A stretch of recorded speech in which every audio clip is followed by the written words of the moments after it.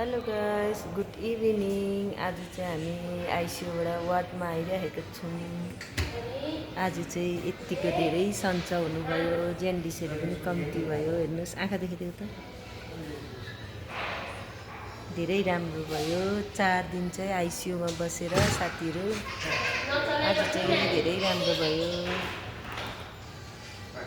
अनि आज टक्कै 4 दिन भयो, 4 दिनबाट चाहिँ आइसियूबाट निकालेको छ।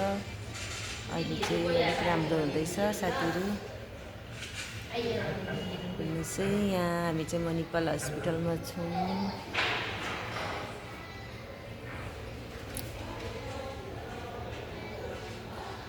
उहाँको चाहिँ के भएको भने स्टोन भएको अनि लिभर जेन्डिस भएको साथीहरू हो। यस्तै छ, के गर्नु। हस्पिटलमा आएर बसेको 4 दिन भइसक्यो। कहिले छुट्टी हुने र घर जानु बस्दा बस्दा वाक्कै भइसक्यो साथीहरू। तर पनि बिमारी चाहिँ धेरै राम्रो भएर धेरै जाती भयो। हेर्नुहोस् है। ओके, बाई बाई साथीहरू, फेरि भेटौँला अर्को यस्तै सानो सानो भिडियो लिएर। प्रे गरिदिनु होला सबैजना साथीहरूले है, छिट्टै जाती होस् भनेर।